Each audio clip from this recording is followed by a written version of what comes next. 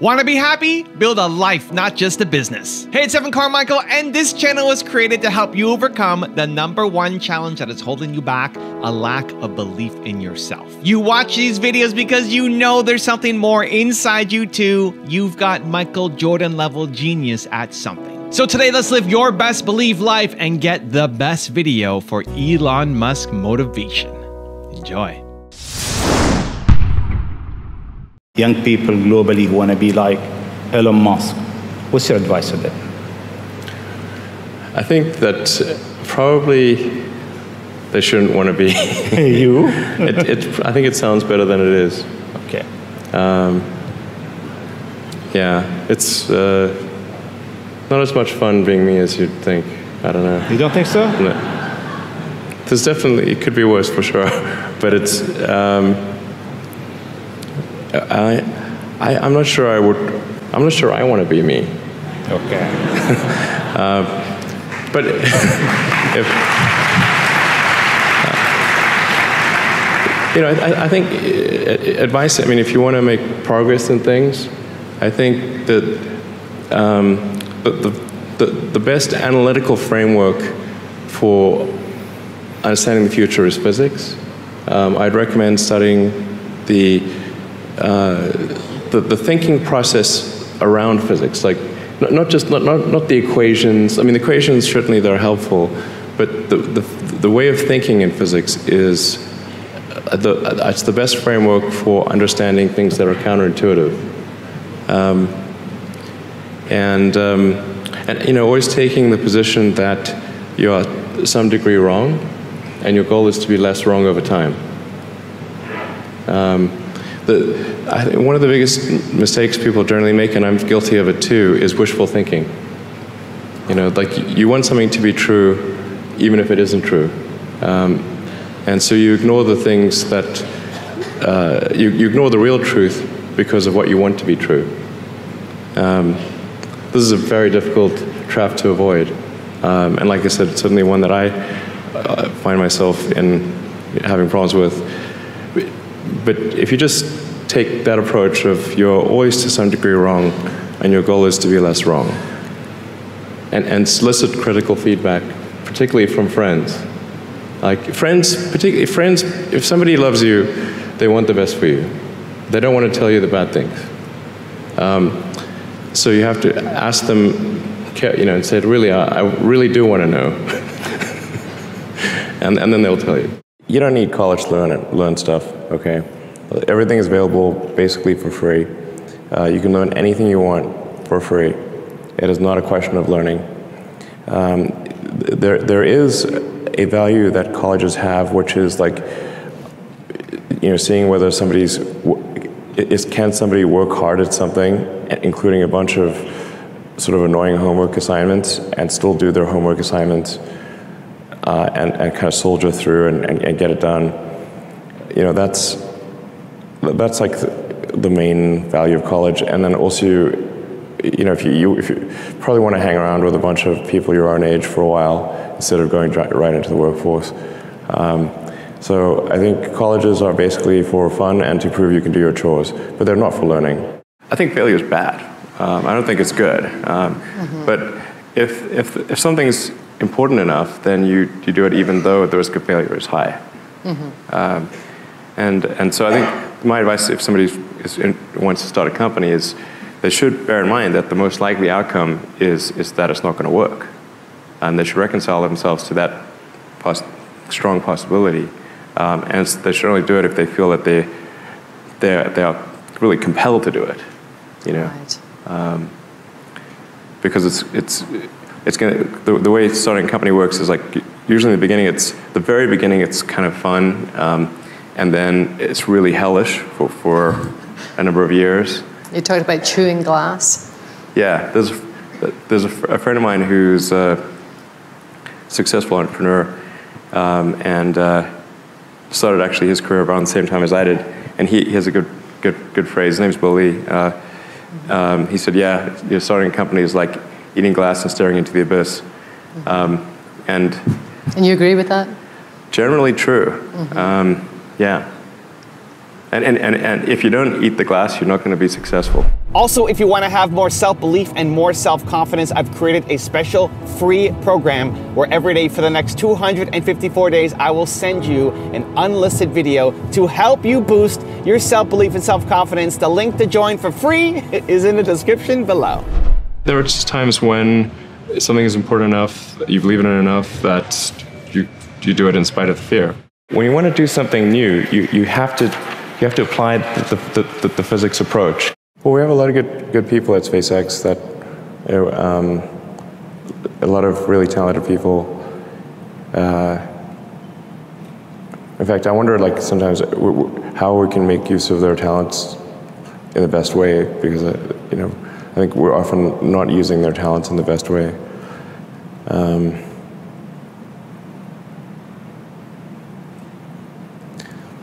Yeah, but to the point of the question that was just asked, I want to make sure Tesla recruiting does not have anything that says requires university, because that's absurd. But there is a requirement of evidence of exceptional ability. Like, you just can't, if you're trying to do something exceptional, they must have evidence of exceptional ability. I don't consider going to college evidence of exceptional ability. In fact, ideally, you dropped out and did something. I mean, obviously, we look at, like, Gates is a pretty smart guy, he dropped out. Jobs is pretty smart, he dropped out. Larry Ellison, smart guy, he dropped out. I'm like, obviously not needed. So, did Shakespeare even go to college? Probably not. But one of the fun things for me is watching the cargo go into the crew vessel. All of a sudden we had Dragon 1, now we have Crew Dragon, and it's substantially different but familiar. Mm-hmm. So tell us, like, what's been some of the hardest parts to transition from cargo into crew? Because crew is a little more important than cargo. Yes, I mean, cargo can be replaced, crew cannot. And so the level of scrutiny, the level of attention is, I mean, I don't know, order of magnitude greater. I mean, it was already high for cargo. I mean, but it's just a whole nother level for crew. So, I told the SpaceX team that this mission reliability is not merely the top priority; it is the only priority right now. Mm-hmm. So we're just doing continuous engineering reviews from now, nonstop, 24 hours a day until launch. Just going over everything again and again and again. And I was out at the pad just recently, just walking down the rocket. We've got a team that's just crawling over the rocket in the horizontal. Then we're going to rotate it vertical. Then we're going to crawl over in the vertical. And we're just looking for any possible action that can improve the probability of success, no matter how small. Whether that comes from an intern or me or anyone, doesn't matter. What sort of things do you look for in people or in processes that make the workforce better? Sure. Well, I think the massive thing that can be done is to make sure your incentive structure is such that innovation is rewarded and lack of innovation is punished. So you got to be a carrot and a stick. So if somebody is innovating and making good progress, then they should be promoted sooner. And if somebody is completely failing to innovate, not every role requires innovation, but if they're in a role where innovation should be happening and it's not happening, then they should either not be promoted or exited. And let me tell you, you'll get promoted, you'll get innovation real fast. So now your actual total mass of a reusable steel spacecraft is less than that of the most advanced carbon fiber vehicle you could possibly imagine. Yeah. Wow. But this happened by accident, by the way. This may sound like some great insight, but it actually happened because we were moving too slowly on composite. And I was like, we cannot move this slowly or we'll go bankrupt. So just do this with steel. So I mean, the design has to be focused on problem solving, otherwise you're going to spend too much time trying to figure it. You don't start with Yeah, I'm like sort of taking to management by rhyming. If the schedule is long, your design is wrong. Right. This is very true. That's a good point. Yes. Advice I'd give to people starting companies, to entrepreneurs in general, is really focus on making a product that your customers love. It's so rare that you can buy a product and you love the product when you bought it. There are very few things that fit into that category. And if you can come up with something like that, your business will be successful for sure. Tesla really faced a severe threat of death due to the Model 3 production ramp. Essentially, the company was bleeding money like crazy, and just if we didn't solve these problems in a very short period of time, we would die. And it was extremely difficult to solve them. How close to death did you come? Within single-digit weeks. 22 hours a day, or like how many hours? I was working, so 7 days a week, sleeping in the factory. I worked in the paint shop, general assembly, body shop. Do you ever worry about yourself imploding? Like it's just too much? Absolutely. No one should put this many hours into work. This is not good. And people should not work this hard. They should not do this. It's very painful. Painful in what sense? It hurts my brain and my heart. It hurts. This is not recommended for anyone. I just did it because if I didn't do it, then good chance Tesla would die. The real way I think you actually achieve intellectual property protection is by innovating fast enough. If your rate of innovation is high, then you don't need to worry about protecting the IP because other companies will be copying something that you did years ago. Mm-hmm. And that's fine, just make sure your rate of innovation is fast. Speed of innovation is what matters. And I do say this to my teams quite a lot, that innovation per unit time, as I go innovation per year, if you want to say it, is what matters, not innovation absent time. Because if you wanted to make, say, 100% improvement in something, and that took 100 years or 1 year, that's radically different. So it's like, what is your rate of innovation? That matters. And is the rate of innovation, is that accelerating or decelerating? And a weird thing happens when companies get big is that most companies or organizations, the bigger they get, they tend to get less innovative. Not just less innovative on a per person basis, but less innovative in the absolute. And I think this is probably because the incentive structure is not there for innovation. It's not enough to use words to encourage innovation. The incentive structure must be aligned with that. That's fundamental. You need to work, depending upon how well you want to do, and particularly if you're starting a company, you need to work super hard. So what does super hard mean? Well, when my brother and I were starting our first company, instead of getting an apartment, we just rented a small office and we slept on the couch. And we showered at the YMCA, and we're so hot up we had just one computer. So the website was up during the day, and I was coding at night. 7 days a week, all the time. And I sort of briefly had a girlfriend in that period, and in order to be with me, she had to sleep in the office. So work hard, every waking hour. That's the thing I would say, particularly if you're starting a company. And I mean, if you do simple math, say okay, if somebody else is working 50 hours and you're working 100, you'll get twice as much done in the course of a year as the other company. I think of these things as just, there's a certain amount of time, and within that time, you want the best net outcome. So for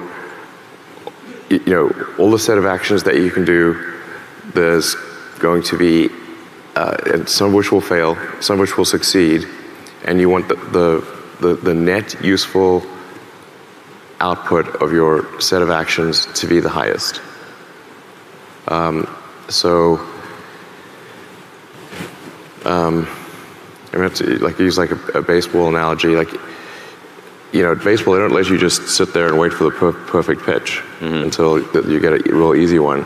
They can give you 3 shots. And on the third one, they say, okay, and they get off they go back to put somebody else up there.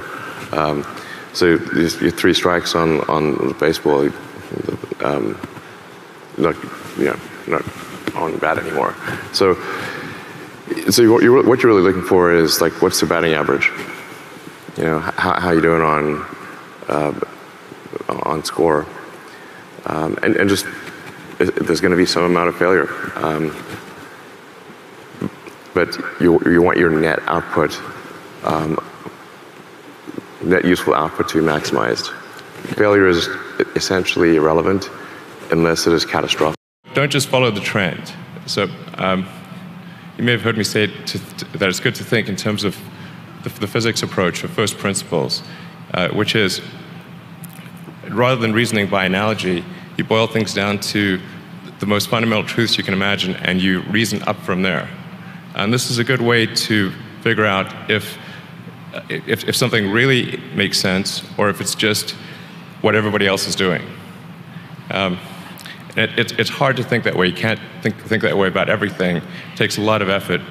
But if you're trying to do something new, it's the best way to think. And that framework was developed by physicists to figure out counterintuitive things like quantum mechanics. So it's really a powerful method. We need to push for radical breakthroughs. And if you don't push for radical breakthroughs, you're not going to get radical outcomes. And that does mean taking risks. And common sense that if you take a big risk, in order to have a big reward, there must be a big risk. Most of the time, you cannot find big reward for small risk. Those are rare. So you're going to have some proportionality with the risk and reward. Simplify your product as much as possible.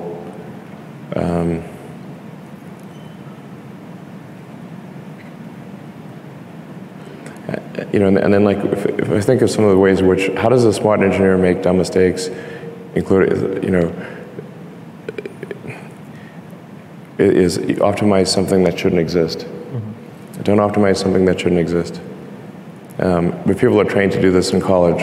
You can't say no to the professor. The professor's going to give you the exam, and you've got to answer all the questions, or they will get angry. And give you a bad grade. So then you always optimize you always answer the question. A lot of the times you should say this is the wrong question. Right. In fact, the question is definitely wrong to some degree, just how wrong. And I think just generally taking the approach that your design is some degree wrong, probably a lot more than you think. Your goal is to make it less wrong over time.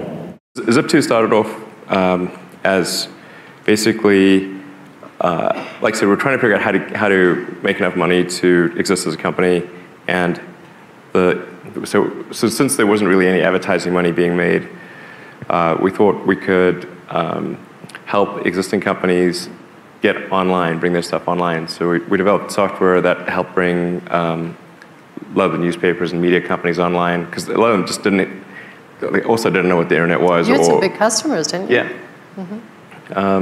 And even the ones that were aware of the internet didn't have a software team, so they weren't very good at developing functionality. So we had, as investors and customers, the New York Times Company, Knight Ridder, Hearst, and so we were able to get them to pay us to develop software for them to bring them online, so online publishing stuff. And we did maps and directions and yellow pages and white pages and various other things. 2008 in particular was awful because we had the 3rd launch failure in a row of our Falcon 1 vehicle at SpaceX.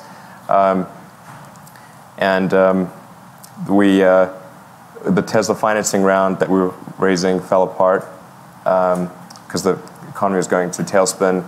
And it's pretty hard to raise money for a startup car company, late 2008 when GM and Chrysler are busy going bankrupt. That was tough. And then SolarCity had to deal with Morgan Stanley, and Morgan Stanley had to renege on the deal because they themselves were running out of money. So it looked like all three companies were going to die, and I was also going through a divorce. So that was definitely a low point. So it's 2008. You're going through a divorce, which, like some, to borrow your word, douchebag bloggers are writing about to make even worse. Right. Yes, that's true. In addition to all that stuff happening, I was getting dumped on massively in the press. Right. Yeah. It looks like all three companies are going to fail. I mean, why do you keep going with all three? Like, I feel like even a lot of great entrepreneurs in that situation would have been like, I've already sunk everything I have in these companies, and I got to pick one. But you didn't. I mean, you kept doing all three. Why? Yeah, that was a very tough call. At the end of 2008, that was probably one of the toughest calls I've had to make, because I could either reserve capital for one company or the other. I mean, fortunately, SolarCity didn't need a ton of capital, so they were okay. But between SpaceX and Tesla, it's sort of like if you've got two kids, and what do? Do you spend all your money to maximize the probability of success of one, or do you try to keep both alive? Fortunately, it worked. How, aside from making great products, how do you get people excited about Tesla? There's a lot of people I know and that I talk to who are just intrigued and interested and excited about Tesla as a company. The thing I really focus on at Tesla is like really put all of our money into and attention into trying to make the product as compelling as possible. So, because I think that really the way to sell any product is through word of mouth. So if somebody gets the car, they really like it, and actually the key is like to have a product that people will love. And generally people, if they're at a party or talking to friends or whatever, you'll talk about the things that you love. But if you just like something, it's okay. You're not going to care that much. But if you get love the reactions from the highs and the lows, so you got to make sure people really love it. You're going to talk, and then that'll generate word of mouth. And that's basically how our sales have grown. Like we don't spend any money on advertising or endorsements so anyone like buys our car, they just bought it because they like the car. Zip2 happened. You sold it and.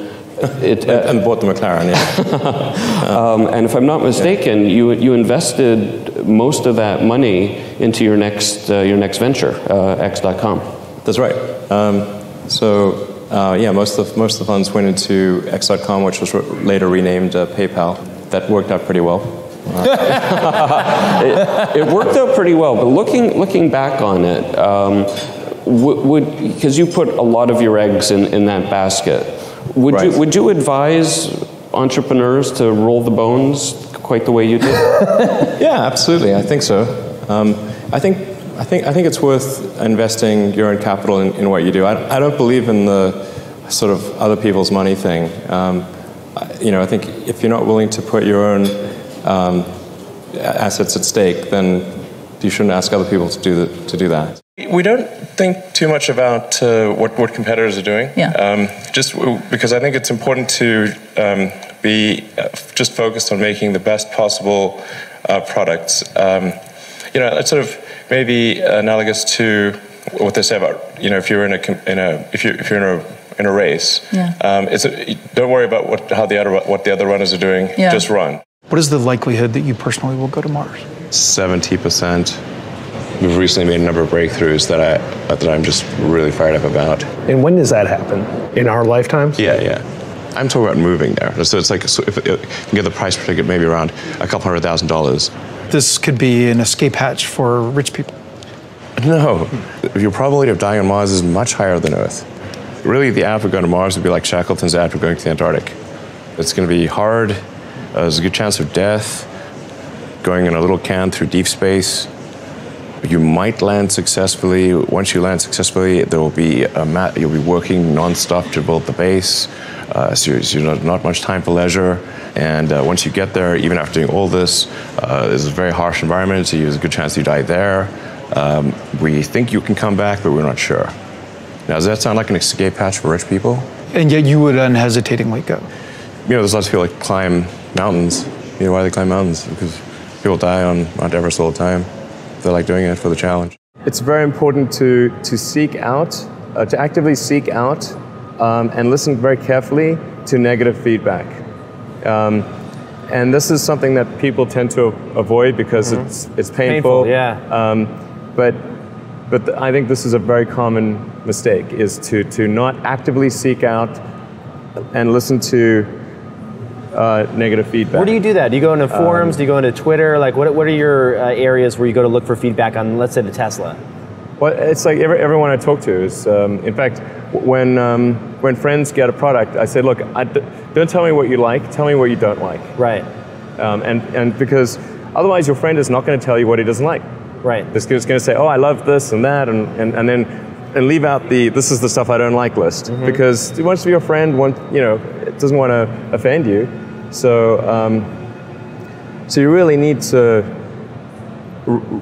sort of coax negative feedback, and you know that if somebody is your friend, or at least not your enemy, and they're giving you negative feedback, then they may be wrong, but it's coming from a good place.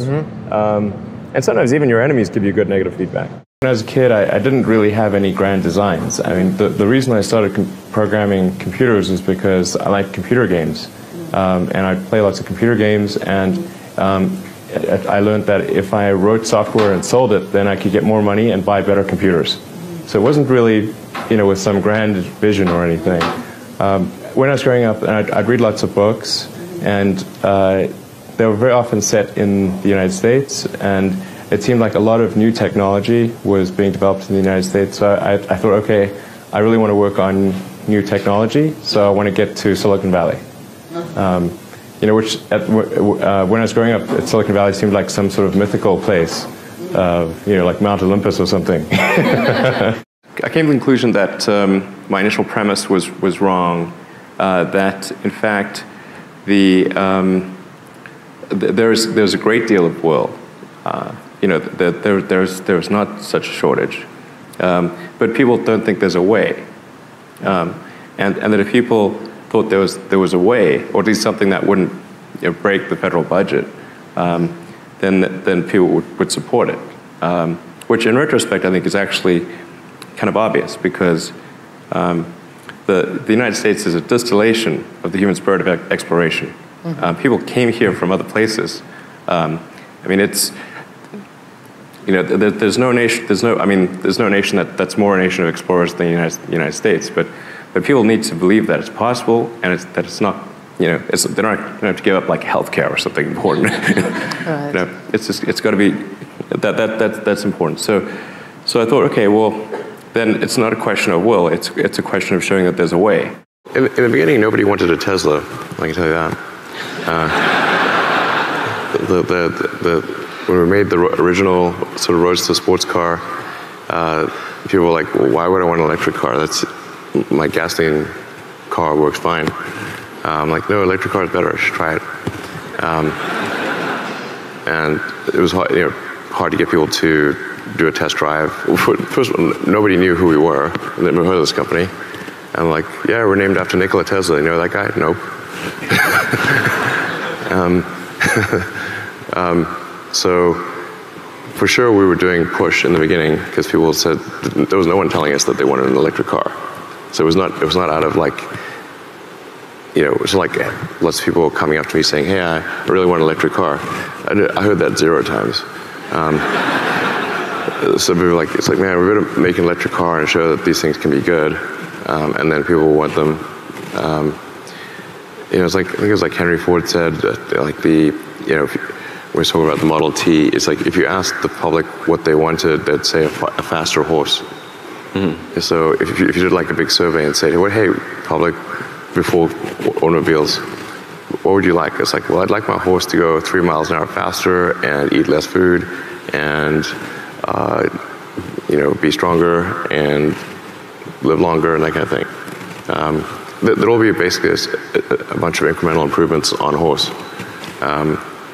Because people, when you say like, well, what about an automobile, that car that drives itself? I'm like, what are you talking about? That sounds crazy.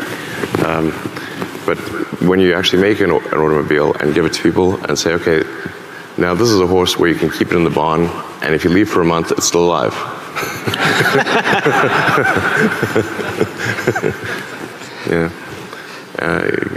to carry more weight than a horse and go further and that kind of thing. So, it's like when it's a radically new product, people don't know that they want it because it's just not in their scope. I think when they first started making TVs, they did a nationwide survey. I think this might have been like 46 or 48. It was like a famous nationwide survey. Will you ever buy a TV? And it was like 96% of respondents said no. Some crazy number. Like basically everyone's like, would you buy a TV? And maybe they put a price in there or something, I don't know. But it was famously, almost everyone said they would not buy a TV, but they didn't know what they're talking about. So the big game-changing stuff at the beginning is a company push kind of a thing most of the time, but then changes to the product over time can be a lot more customer pull kind of a focus. Yeah, changes to the product over time can be incremental changes. Then customers can certainly tell you, it's good to get customer feedback to say, how can we improve the product? And once they're using it, they can say, okay, I like this thing about it, I don't like this other thing, and then we can improve the product over time. Customer feedback after they have the fundamental thing is great. When trying different things, you've got to have some acceptance of failure, as you were alluding to earlier. Failure must be an option. If failure is not an option, it's going to result in extremely conservative choices, and you may get something even worse than lack of innovation. Things may go backwards. If what you really want is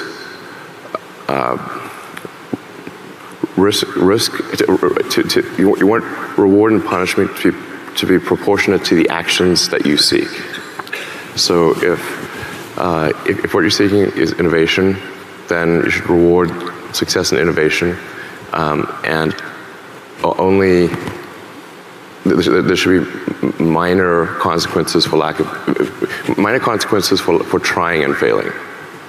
There should be minor. With significant rewards for trying and succeeding, minor consequences for trying and not succeeding, and major negative consequences for not trying. Or maybe I just blank out the word doubt.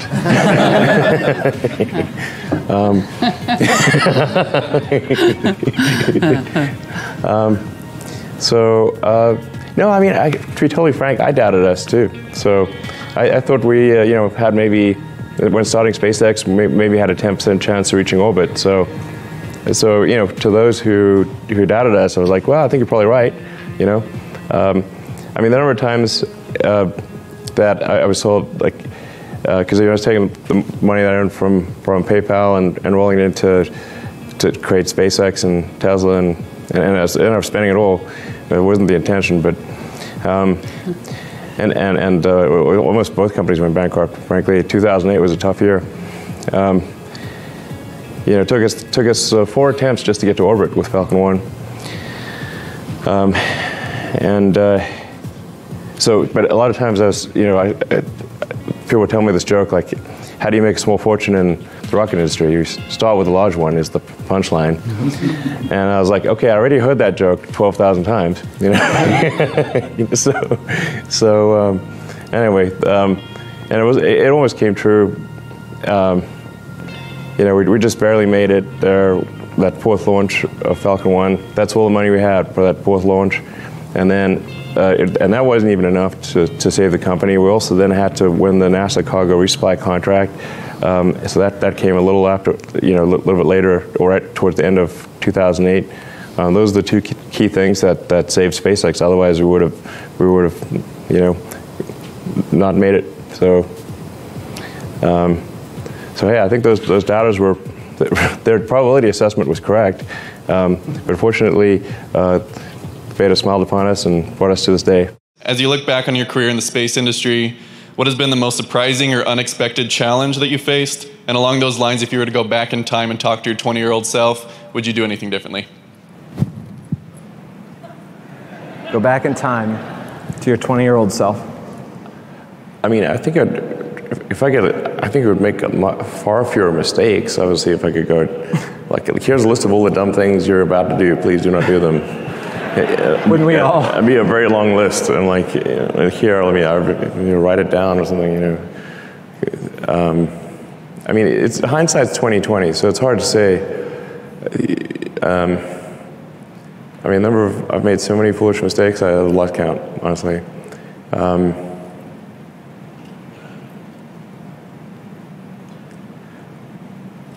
I mean, some of these things I just wish like that's simple sort of mantra, management by rhyming. I mean, it worked for Homer, okay? But management by rhyming is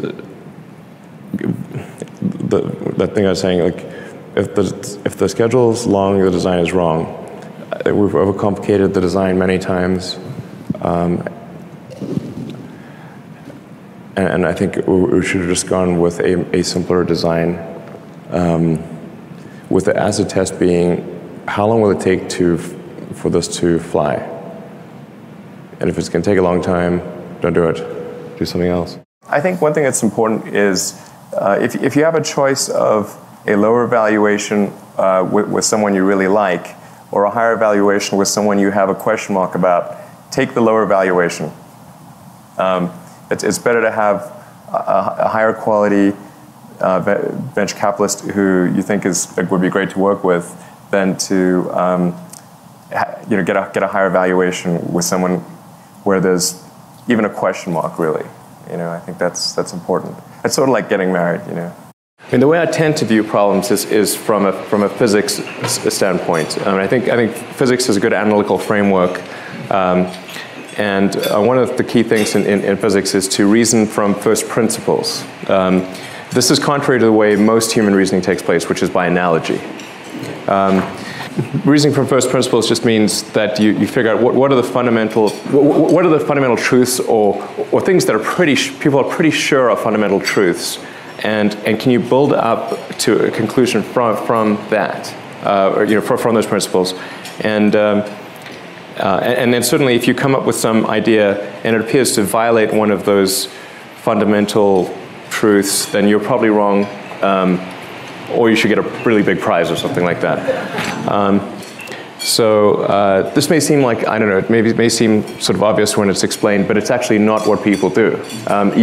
Reasoning by analogies is helpful because it's a shortcut. Yeah.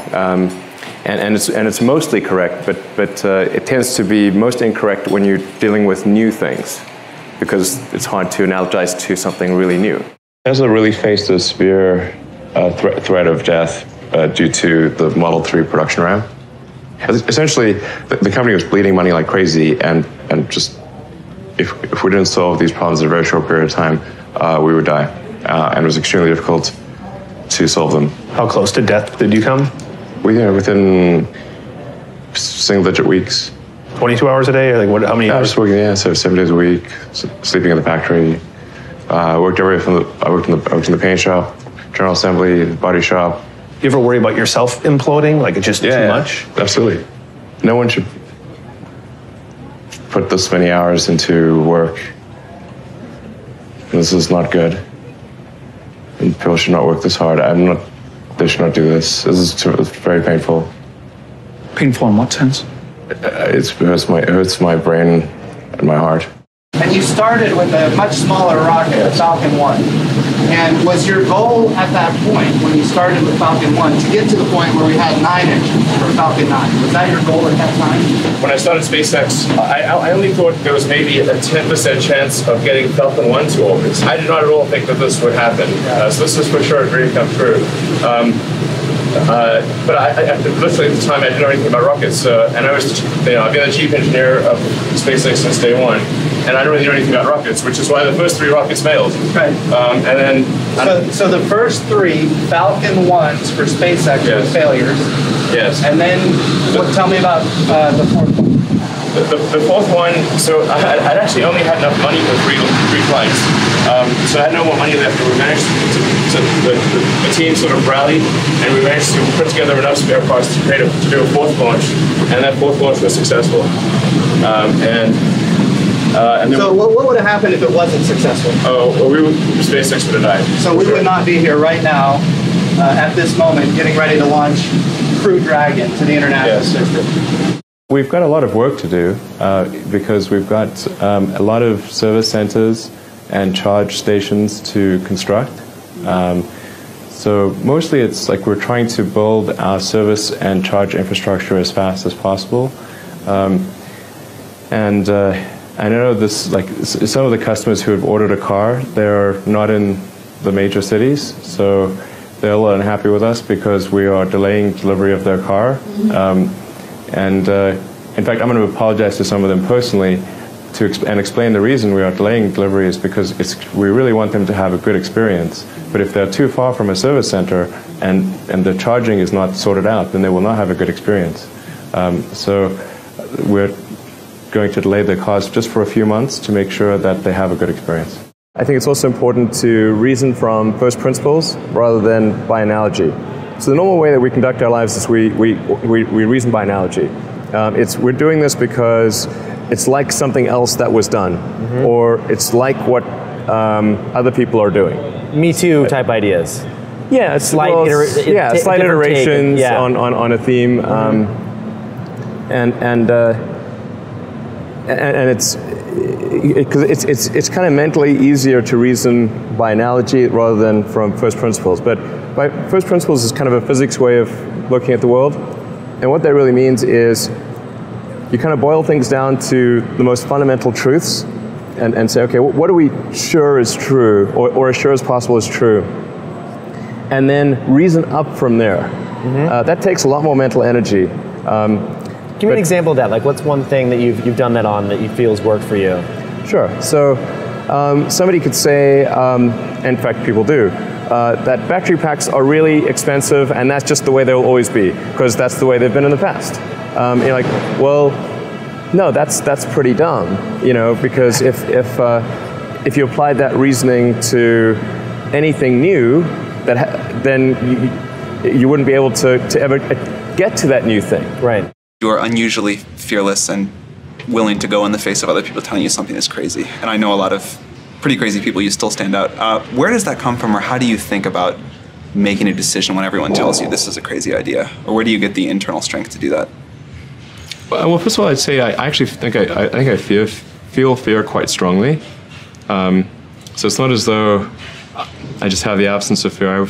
I feel it quite strongly. But there are just times when something is important enough, you believe in it enough that you do it in spite of the fear.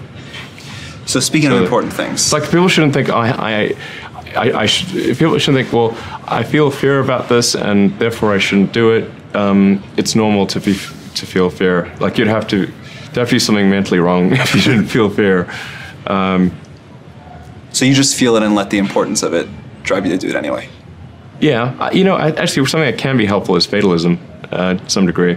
If you just accept the probabilities, then that diminishes fear. When starting SpaceX, I thought the odds of success were less than 10%, and I just accepted that actually probably I would just lose everything. But that maybe would make some progress if we could just move the ball forward. Even if we died, maybe some other company could pick up the baton and keep moving it forward, so that would still do some good. Same with Tesla. I thought the odds of a car company succeeding were extremely low. This is widely regarded as one of the most robotics-driven auto assembly lines on the planet. Elon, part of the thing I heard about the Model 3 is that there's too many robots. That maybe I agree. You think so too? That maybe you need more people in here working. We do. In some cases, the robots actually slowed the production, right? Yes, they did. We had this crazy complex network of conveyor belts, and it was not working. So we got rid of that whole thing. This is cool, Elon. Yeah. Realizing it needed an overhaul, Musk personally took over the Model 3 production line at the beginning of April. We're aiming for really extreme levels of precision, more than any other vehicle in the world. He says he has resorted to pulling all-nighters at the plant. When things get really intense, I don't have time to go home and shower and change, so I just sleep here. I want to see. Where is that? So I want to see. It's pretty boring overall, really. It's actually cold in here too. Yeah, I like it cold. So you like it cold? I sleep on the couch over there. So you're just laying here on the couch? Yeah. Last time I was here, I actually slept literally on the floor because the couch was too narrow. Yeah, I was going to say. And Elon, I have to say, it's not even a comfortable couch either. No, it's terrible. This is not a good couch. Musk feels like all the overtime is paying off. And now he says the Model 3 line is back on track. And we're able to unlock some of the critical things that were holding us back from reaching 2,000 cars a week. But since then, we've continued to do 2,000 cars a week. Do you think that this is sustainable? This pace is sustainable? Yeah. I remember when you first told me that you were thinking about tunnels. Yeah, when did I first tell you about that? Years ago. Okay, it's like a long time ago. Yeah, like I thought you were joking. Yeah, it was. I was joking, but it's not because of some epiphany that I had one day driving down the 405. That's how it gets translated somehow. I was talking about tunnels for years and years. For probably 5 years or 4 years at least, whenever I'd give a talk and people would ask me about what opportunities do you see in the world, I'd say tunnels. Can someone please build tunnels? So after 4 or 5 years of begging people to build tunnels, and still no tunnels, I was like, okay, I want to build a tunnel. So like maybe I'm missing something here. So I was like basically talking people's ears off of tunnels for several years, and then said, well, let's find out what it takes to build a tunnel.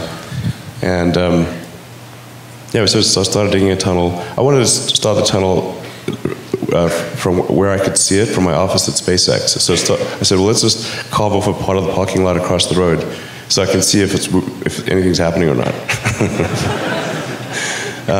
And then we named our first boring machine Godot, because I kept waiting for it. It never came. Finally it did. And we got it going. And now we're making good progress. I really need to give some thought to, like, how can I provide advice that would be most helpful? And I'm not sure I've given enough thought to that to give you the best possible answer. But I think certainly being focused on something that you're confident will have high value to someone else, and just being really rigorous in making that assessment, because people tend to, a natural human tendency is wishful thinking. So a challenge for entrepreneurs is to say, well, what's the difference between really believing in your ideals and sticking to them versus pursuing some unrealistic dream that doesn't actually have merit? And that is a really difficult thing to tell. Can you tell the difference between those two things? Right. You know? So you need to be sort of very rigorous in your self-analysis. I think certainly extremely tenacious, and then just work like hell. I mean, you just have to put in, 80 to 100 hour weeks every week. Gosh, and then a lot of work. All those things improve the odds of success. Okay.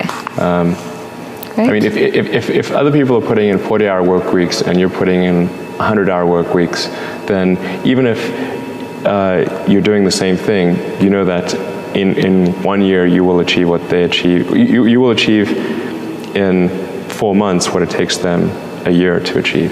I certainly was I was very, very bookish. I was reading all the time. So I was either reading, working on my computer, reading comics, playing Dungeons & Dragons, that kind of thing.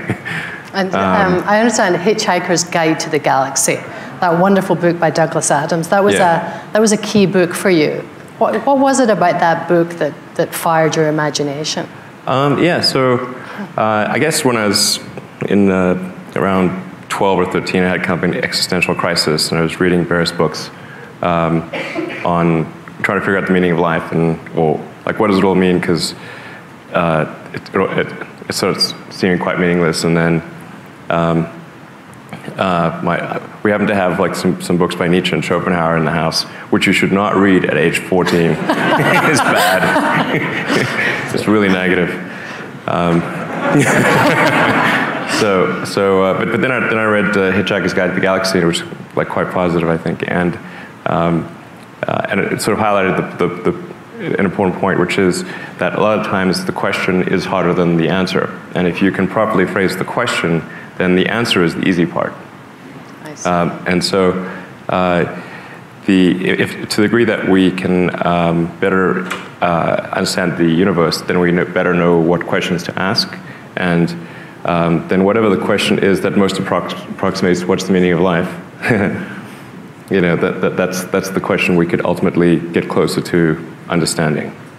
And so I thought, well, to the degree that we can expand the scope and scale of consciousness and knowledge, human knowledge, then that would be a good thing.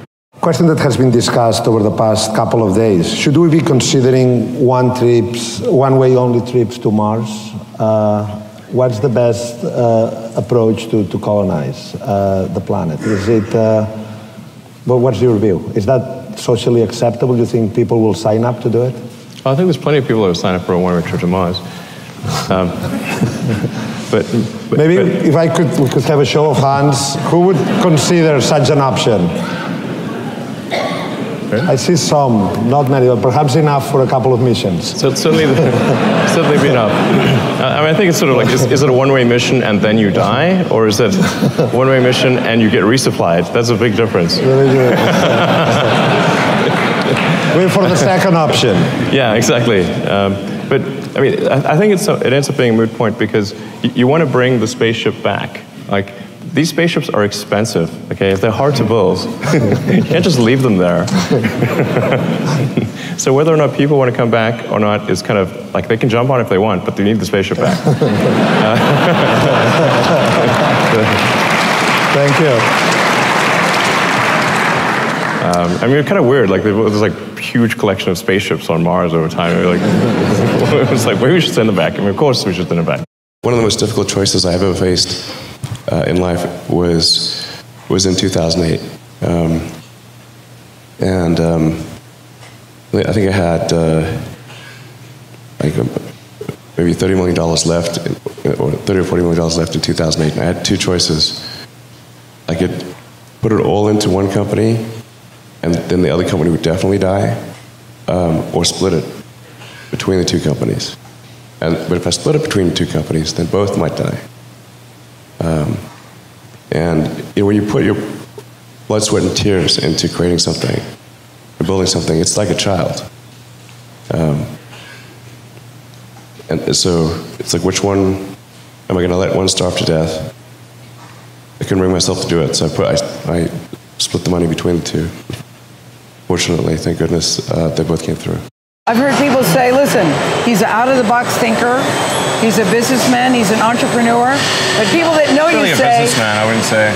You would say? I'm not really a business plan. You're not a businessman? No? No. What are you? I'm sure there's probably lots of analysts on Wall Street who would agree that I'm not a businessman. Okay, well, what do you think you are? I'm an engineer. An engineer? Yeah. Is it your dream to conquer the world and make the world a better place? What is your dream? Like, technology is like magic, you know? I think like technology is the closest thing to magic that we have in the real world. And so I think like creative engineering is essentially technology development. I guess maybe when I was a kid, like Lord of the Rings is my favorite book. Is it? Yeah, and I thought it'd be like, what's the closest thing to being a wizard in the real world? And that's like creating new technologies. What was your biggest failure, and how did it change you? Wow, I have to really think hard about that. Failure. Never heard of it. There's your answer. Well, there's a ton of failures along the way, that's for sure. Like I said, as I said, for SpaceX, the first 3 launches failed. And we're just barely able to scrape together enough parts and money to do the 4th launch. If that 4th launch had failed, we would have been dead. So multiple failures along the way. I tried very hard to get the right expertise in for SpaceX. I tried hard to find a great chief engineer for the rocket, but the good chief engineers wouldn't join, and the bad ones, well, there was no point in hiring them. So I ended up being chief engineer of the rocket.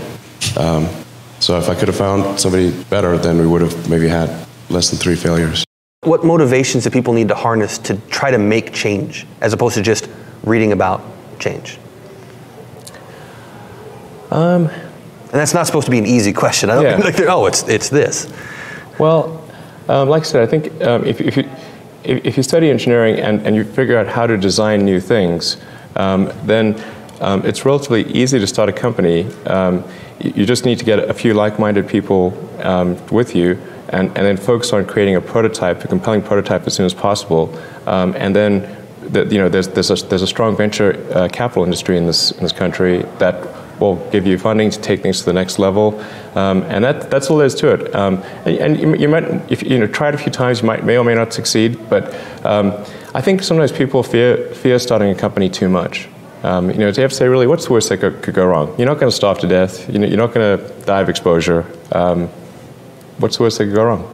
How do you come with this idea, actually? Sometimes they're pushing the human limit. You are always pushing the human limit. Why?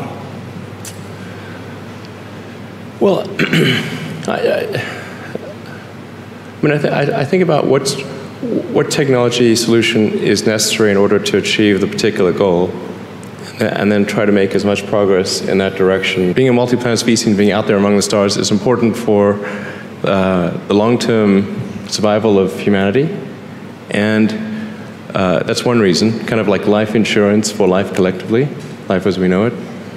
But then the part that I find personally most motivating is that it creates a sense of adventure, and it makes people excited about the future. If you consider two futures, one where we are forever confined to Earth until eventually something terrible happens, or another future where we are out there on many planets, maybe even going beyond the solar system, I think that second version is incredibly exciting and inspiring, and there need to be reasons to get up in the morning. Life can't just be about solving problems. Otherwise, what's the point? There's got to be things that people find inspiring and make life worth living. There's a friend of mine who's got a great saying about creating a company, which is trying to build a company and have it succeed is like eating glass and staring into the abyss. So, what tends to happen is it's sort of quite exciting for the first several months of starting a company, and then reality sets in. Things don't go as well as planned. Customers aren't signing up. The technology or the product isn't working as well as you thought. And then that can sometimes be compounded by a recession, and it can be very, very painful for several years. So I think, frankly, starting a company, I would advise people to have a high pain tolerance. When did it occur to you that Zip2 might be a success? Well, when we first started out, I think our ambitions were really quite low. It was really to make enough money to pay the rent. Yeah, we got a VC give us money. That was, yay! Yeah. We thought it was all over then. Yeah, it was pretty crazy. When we started out in '95, we literally, at the beginning, we had one computer, which would be the web server during the day, and then at night, I'd program on it. And we'd sleep in the office. Yeah, we couldn't afford to have an apartment. It was cheaper to rent the office than to rent an apartment, so we just rented the office and slept in the office and showered at the YMCA. Showered at the YMCA. And for me, the worst part was eating at Jack in the Box 3 times a day. Yeah, man, this like I'll sleep. It's really difficult to get food at Palo Alto after like 10 p.m. It's like Jack in the Box and a few other options. So we rotated through the Jack in the Box menu. Through the end of '95, that's essentially we're just sleeping in the office and showering at the YMCA, and then around the end of '95 is when Netscape went public, and then whether or not somebody knew what the internet was, they knew that you could make money on the internet somehow, or even if it's only on the greater fool theory. So when we went and talked to venture capitalists in early '96, there was a much greater interest in what we were doing. In fact, the round closed in like maybe a week or something. It was crazy. Yeah, we went from sleeping in the office to people throwing, again, this is a financial crowd, so you guys see these numbers every day, but for us to hear, we'll give you $3 million. Yeah, it sounded extremely, we thought they were crazy. Like, why would they do that? It was literally like, these people are insane. They obviously do not realize we're sleeping in the office. In fact, when they did fund us, they realized that we were illegal immigrants. Well, I mean, yes, we were. I'd say it's a gray area. Yeah, yes, we were. We were illegal immigrants. We were sleeping in the office. We didn't have a car. We had one car, but the wheel kept falling off. But well, actually, yeah, the wheel did actually fall off the car. Oh, yes, exactly. And the venture capitalists actually bought us cars. Yeah, well, they gave us 40 grand. It was 40 grand to go buy cars, which was, at the time was more money than we've ever seen. Yeah. You need a team around you to deliver a lot of idea. How do you choose your team? Based on what? Well, I suppose honestly that it tends to be gut feel more than anything else. So when I interview somebody, my interview question is always the same. It's what do you ask? I said, tell me the story of your life. And the decisions that you made along the way and why you made them. And then,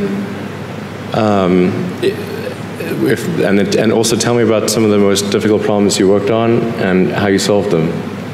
And that question, I think, is very important because the people that really solved the problem, they know exactly how they solved it.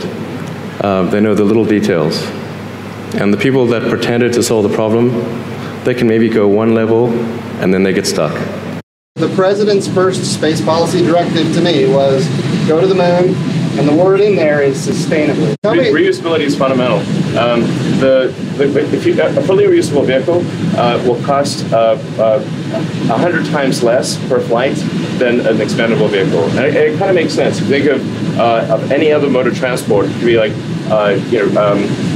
jet aircraft or cars, bicycles, horses, every other mode of transport, boats, they're all reusable.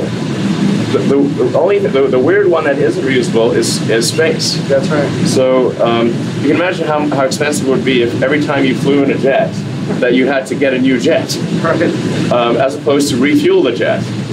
It would be insanely expensive to fly a jet if it was single use. There wouldn't be anybody flying. No, exactly. It would be like a few research flights at extreme expense, and that's all the flying that would occur. I actually don't care at all about money at all, but I do care about us becoming a spacefaring civilization. Yeah. And I do know that if we don't achieve full and rapid reusability, it will not happen. Yeah. And so that's the only reason I actually want money at all. What I really want to see is, permanent base on the moon, permanently occupied human base on the moon, and us building a city on Mars. That's like, if I can see the beginning of that before I die, I'll die happy. In creating these companies that we thought that we would be successful, I thought that the most likely outcome was failure. But it was still worth doing, even though the odds of success were low.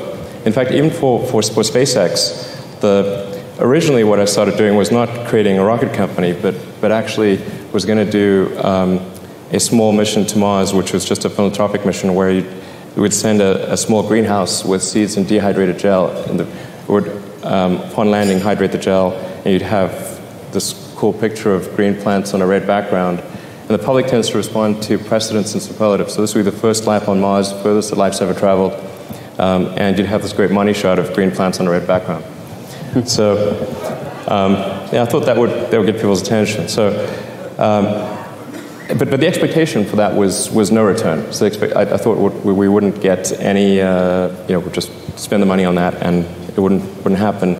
You wanted to do some things that were of benefit to humanity. Why did you think that? Well, because not everyone does. Yeah, no. I guess it was, I had sort of an existential crisis of like, what does it all mean, and what's the meaning, what's the meaning of life, and... was this 3 a.m. over a beer, or this was more serious than... It probably goes back to high school, I guess. I don't want to give a laboriously long answer, but I was, I had sort of a dark childhood. It wasn't good. Probably partially brought on by reading some of the philosophers. Like, don't ever read Schopenhauer and Nietzsche if you're 14. It's not good. Yeah, or Ayn Rand either. Yeah. Yeah. So I was just trying to figure out what does it all mean. And actually, when I read The Hitchhiker's Guide to the Galaxy, which I think is a great work of philosophy, that sort of highlighted the point that very often the issue is understanding what questions to ask. And if you can properly frame the question, then the answer is the easy part. So I thought things that expand the scope and scale of the human consciousness and allow us to better ask questions and, and achieve greater enlightenment, those are good things. And so that's sort of what can we do that's going to most likely lead to that outcome. Back in '95, there weren't very many people on the internet, and certainly nobody was making any money at all. Most people thought the internet was going to be a fad. A year ago, Musk sold his software company, Zip2, which enabled newspapers to publish online for $400 million cash. Receiving cash is cash. I mean, those are just a large number of Ben Franklins. So this is an ATM. What we're going to do is transform the traditional banking industry. I do not fit the picture of a banker. X.com, this is Julie. Raising $50 million is a matter of making a series of phone calls, and the money is there.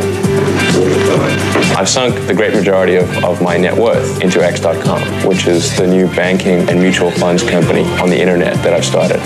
Big X. Exactly. X.com.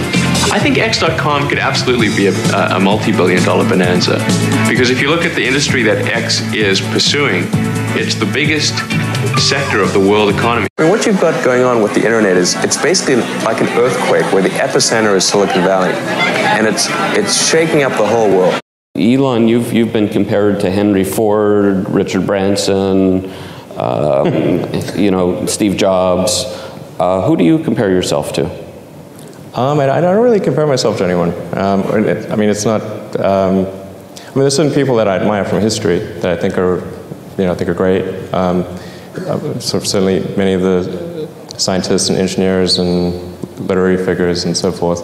I'm a big fan of Ben Franklin. Who's a scientist and sort of thinker, and he was the kind of guy who did what needed to be done.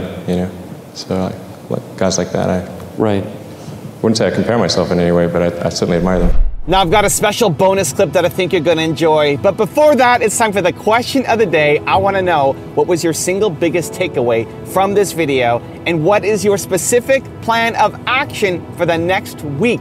When you just watch a video and get motivated by it, you have a 35% chance of following through. But when you get motivated and then create a specific plan of action, you have a 91% chance of following through. That's what we do here, Believe Nation. We get motivated, but then we do something about it. And when you commit to other people, you increase your chances even further of following through. So, what was your biggest takeaway from this video? And then what is your plan of action around it for this week? Put it down in the comments below, because I want to celebrate you. Well, I think part of the problem, the reason people aren't as excited about space is that we haven't been pushing the frontier as much. And so you can only watch the same movie so many times before it gets a little boring. In the 60s and early 70s, we were really pushing the frontier of human spaceflight. And obviously those landing on the moon is regarded as one of the greatest achievements of humanity, arguably of life itself. And even though only a handful of people went to the moon, vicariously we all went there. Well, at least I wasn't alive at the time, but retrospectively. And it was just one of those really inspiring things that I think made everyone glad to be, human. It's like the things that they're bad things humanity does, and they're good things, and this is one of the good things. And I do think it's important that we have these inspiring things that make you glad to get up in the morning and glad to be a member of the human race. And we need to push that frontier. And I think the great goal we should be trying to pursue is trying to make life make life multiplanetary. Mm-hmm. So to establish a self-sustaining and growing civilization on another planet, Mars being the only realistic possibility, and I think that would just be one of the greatest things humanity could ever try to do. If you want to know the 5 pieces of life-changing advice from Bill Gates, check out the video right there next to me. I think you'll enjoy it. Continue to believe, and I'll see you there. When you have a business that's important as this, with this many competitors, you're going to have people saying some nasty things. The thing that was scary to me wasn't quitting and starting the company. It was when I started hiring my friends